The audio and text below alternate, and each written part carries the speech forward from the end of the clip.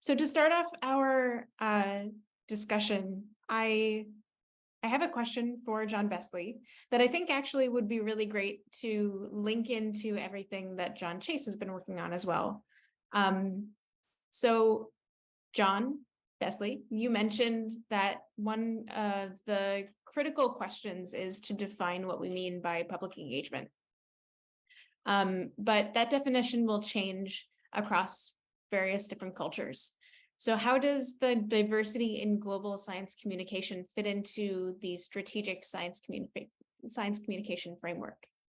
Yeah, and so I think, I use the term public engagement, but I really mean communication where the focus is on getting people, where there's an effort to get people to attend to the context that's happening. So whether it's a discussion, whether it's a really good museum exhibit that's engaging, is an exhibit that encourages, that gets us to pay attention, gets us to think, so it increases the likelihood that we'll form beliefs.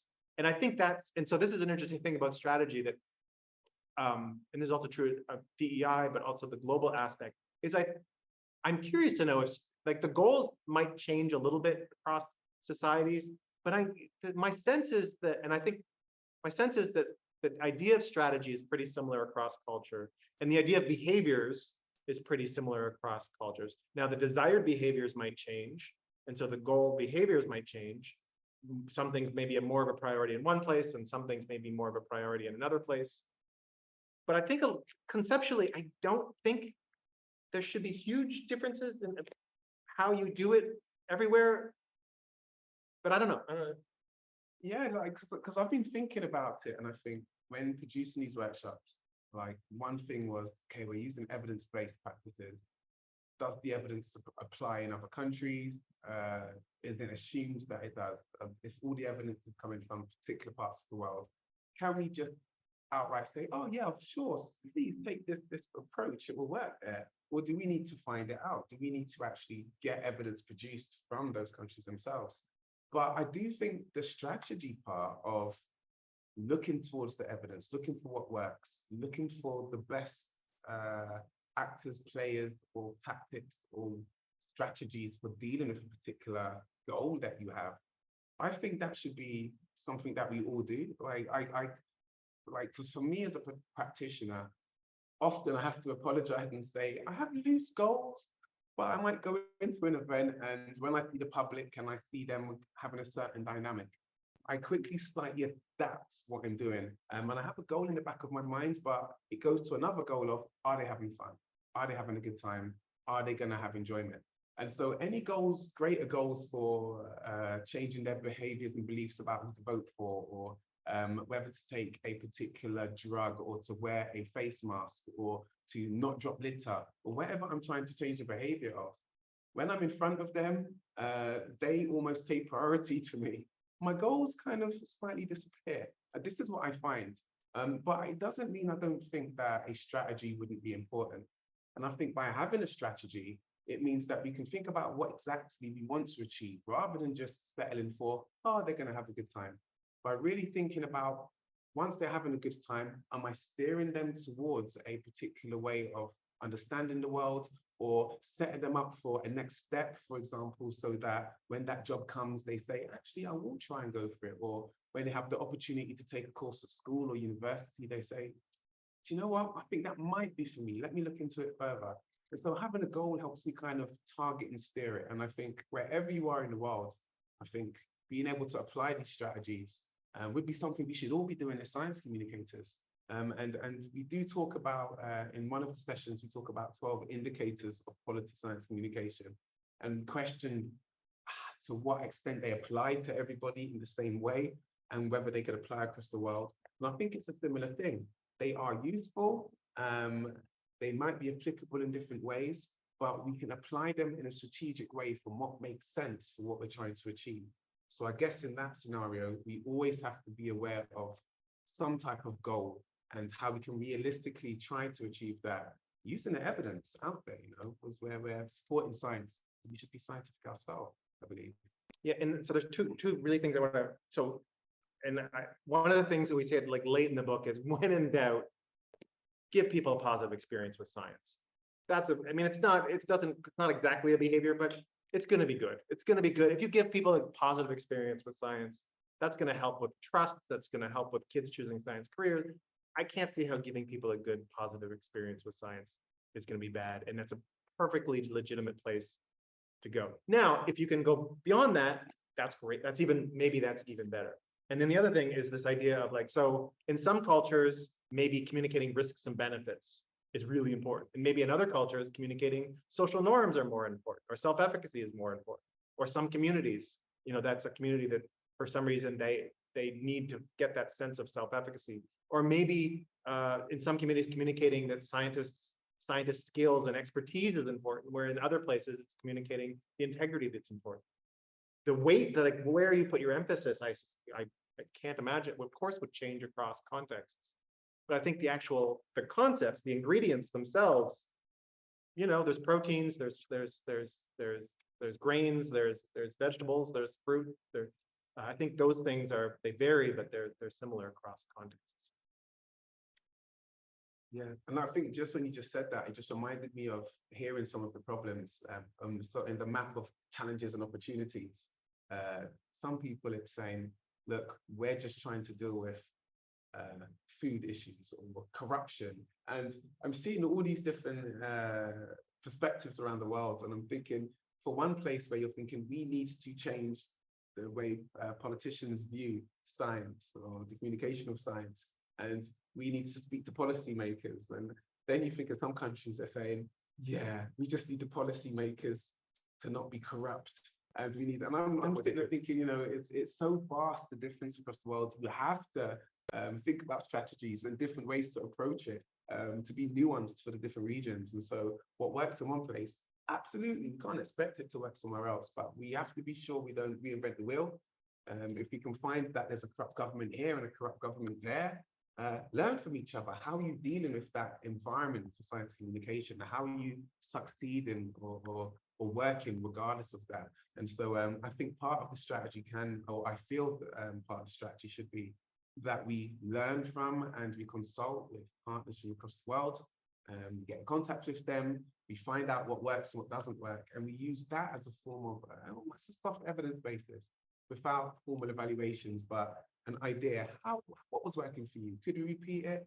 And then hopefully the wealthier nations who's got the money to put research into it can sit and say, actually, we can replicate that, we can research it, and maybe feed back to our global colleagues. Absolutely. That's what I hope to see. Well, that actually feeds in really nicely to another question. So I'm going to cut you off, John Besley, and ask another question to Jon Chase. So Mariana Alves says, thank you for this inspiring work. From the workshops and the data, did you find did you find it more relevant to look at similarities between practices and what different regions have in common, or to look at differences? That's really interesting. So I think both approaches are wholly important and informative. I think looking at differences allows us to see how we need to target people to suit their local context. And so looking at differences between countries can say, oh, I assumed that all science communication was this, but actually they haven't got that support. Or I assumed that, any kid can go to a museum, and it's like, no, we don't have a museum, or we have one science center and it's 100 miles away. And so looking at those differences can help us kind of look back at our own scenario and think, well, we were complaining about having no money, but they actually have no money. We've got 10 times that income, and actually we can probably do better. And how are they doing so much with so little? And one of our advisors, Samir Durda from India, he pushed across the idea of how do you maximize effort at little cost, maximize the amount of people you can reach with the littlest cost? Because he said in India, we don't have the money to make these things, and people don't have the money to create these resources. And so we need to have a certain approach to do that. But once he's come up with that approach, you imagine India, like more than 1.3 billion people. Once you take that approach, man, we should spread that around the world. What other regions have those issues? And at that point, you look at the similarities. You look at the similarities between these two regions allow you to come with the same solution. but you have to acknowledge the difference to realize where you have to adapt. And so I wouldn't say any is better than the other. I'd say they're both informative. But I'd say if you've only been noticing difference, start looking at the similarities. And if you've only been focusing on similarities, start looking at the nuances of the differences. That's so we can expand our thinking towards the areas we don't normally think about. Well, so John Besley, we have a question from you from Maytel Samor, who says, how do you convince the older tenured STEM experts about the importance of strategy? Is it mostly touching upon their personal research interests? So this is a fun area that we're sort of trying to figure out. So what my first answer is, do you have to get, like, there's so many people who want to communicate. We started out on some of this research in this area, is like, how do we get more people to communicate? And now we're more like, for the people who do want to communicate, how can we get them to do it better? And so there's an element of me, which is like, well, they don't want to do it. Not everybody wants to do it. Now I do want those people to at least support other people doing it and consider putting resources into it so that someone else can do it. And so, yeah, and so I think it's an important empirical question. I think logically, so this is where I think in terms of behaviors, like the behavior is, and we're actually doing research right now on this topic, is I want this group of scientists who put resources into communication. Conceptually, then, it may be that I need them to see that it's beneficial and not risky. I may need to think that it's normatively acceptable or common, and that they have the ability to do it. And so I know the concepts that I would use to try to figure that out. I'm not sure I know which specific variable matters the most. I think from our research, generally speaking, most of our research says if scientists think a behavior, a goal or objective or a tactic would be useful, then they're more willing to say they would prioritize it. So yes, I guess I would probably say it's probably benefits messages are going to be useful in those contexts. I also hear a lot about, oh, we just don't have the time, we don't have the money. And so maybe it's about efficacy. Like, yeah, no, here's how we could get the money, or here's how we could make the time. That also, norms, we haven't found that normative beliefs make a huge difference, but certainly efficacy and benefit beliefs seem to really shape scientists' communication choices. So I think we have time for one more question, maybe two. We have two. We can do our short answers. Yes. Yes, do maybe short answers, but this is an interesting question. So I would like to know the answer to this, because this is actually something that I've been thinking a lot as well. So Thelina Hinatagala says, we tend to use the reasoning of taxpayers' money to convince scientists to do some kind of engagement. And in this, he's saying engagement as any kind, press releases, outreach, various different things, which is a fair argument. But at times this reasoning comes across as guilt tripping into doing engagement. So what would be a better reasoning to use with a scientist that's not required nor has done any engagement before? Yeah, that's a really interesting question. So immediately I tried to think, are there any scientists who aren't doing science with taxpayers' money that would have the need to communicate to the public?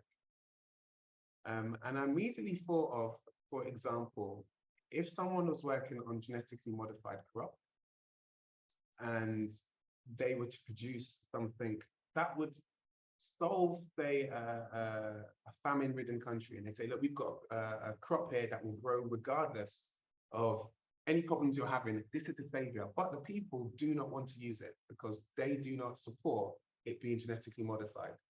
So you would basically say to these scientists, if you want to convince the public of your science being useful to them and being something that is almost responsible and responsive to people, publics and people who aren't scientists, not just for the sake of doing science, but really responding to people's needs. You need to find ways to communicate to them that allows them to see what you're doing and understand why it can be beneficial for them. To trust what you're doing isn't going against their religion, going against their beliefs, going against their values, to show them that it will be safe. And to do that, I would believe is that they wouldn't need to be doing it because it's taxpayers' money. They would do that because it's almost the end result of what they're doing. The science you're doing is for the people. So you need to communicate with them regardless of whether they're paying your taxes. It's almost that you have a duty to communicate the use of it. And if you want to hit them where it hurts, you could say, no one's going to take on your invention or your scientific results, your new crop, if they don't believe in it. And so you won't be able to pass on your knowledge in a useful way. And it will be put in a cupboard for a few years until the public catches up with you. And so there are different ways. And again, it is guilt tripping in a way, but I think it's just being realistic. Are you doing this for yourself? Sometimes you will be. Or are you doing it for the public? Are you serving communities? Are you serving people? And it's not just because they're paying your taxes. Sometimes it's because what you're doing is meant to be, to a large extent, for people. Yeah. So I would say, so I don't want those people communicating generally. I mean, so this is the thing, but we can choose who, like, those people don't need to, if you're just doing it because you have to, I don't think it's going to be great communication. I don't think people are going to have a good experience. Now, benefits. We can think about the benefit, the utility benefits. You're going to do better research. You're going to do research that gets cited more, that gets used more. It's going to answer better questions. That would be great. I mean, fundamentally, I believe that scientists who are engaged in their communities, who have a sense of what their communities need and want, are going to do better research in the long run. Also, so that's the utility benefit. There's also this affective benefit. I find it very satisfying and very enjoyable and very, like, it's not enough for me to just do my research in my office and never leave my office. One, I don't do as good a research, but it's also just not as satisfying. And so I hope we can find stories of scientists who find that being engaged in their communities, being part of their communities and doing research serves people's needs, including their, but those needs can be their needs for beauty and awe and all those things, as well as their, the need to have a planet that is sustainable. I think that's satisfying. To both Johns, do you consider science communication a responsibility of all scientists, or is there a kind of distinction between the two roles? I got a quick, shortish answer for this. So I do not think, well, it depends on the type of science communication. So first of all, what you could call internal science communication to other scientists. All scientists need the ability to communicate what they're doing to other scientists so that they can share, learn from each other, and push forward the knowledge. But then you've got an external, you could call it external science communication, which is to the public or people beyond their normal circles. I don't feel that every scientist should be doing it. But they've got a job to do. They're busy. They shouldn't all be out there speaking to the public. Having an awareness of the public and having an awareness of how you can adjust to speak to the public, yes. But I do think there are some scientists that, yeah, they maybe shouldn't be speaking to the public because they might not be the best at it. And, we've got professional communicators like myself. I spend my time communicating. I'm not a scientist. I'm not working in the lab. I speak to scientists. I get to learn from scientists and spread their message and collaborate with scientists to help them share their message. And there's many different types of communication practitioners. So we have professional communicators, just like we have professional scientists, and we have particular expertises that we need to play upon. So I would say I don't think that all scientists should do it. But yeah, the way I think about it is the scientific communities, scientific organizations have a duty to communicate, and they can get through that duty in lots of different ways. And in fact, it turns out communicating effectively and strategically is kind of hard. This is my favorite chapter of the book, the 12th chapter of the book, which if you want to skip ahead to get to read the last chapter, because this is where our current research is. It's like, how do we build an infrastructure so that scientists can collaborate together to achieve goals? So much of our discussions in science communication is about how can we help this individual scientist be more strategic versus how can we as a scientific organization or a group of scientists who share a goal, how can we collaborate to achieve those goals? I mean, that's how real communication outside of works, right? We're so individualistic in science sometimes. That's where so yeah, individual scientists, maybe not, but I think as communities of scientists, whether it's a community of astrophysicists or whether it's, communities of a specific astrophysics organization, or whether that's where we can start finding these places within the scientific community where we can be strategic. The individuals, that's tough. That's a really interesting way to frame it. And actually, I hadn't quite thought of it that way, but so thank you. Thank you both for this really interesting conversation. Thank you all for being here. I hope you all stick around. We're going to take a break, about 10 minutes long, a 10-minute break. And when you come back, we're going to have the opportunity to get to know each other a little bit more, a little bit better, and actually have you all talk to one another. So go ahead and take a break, and in 10 minutes we'll come back and we'll start our meatier discussions.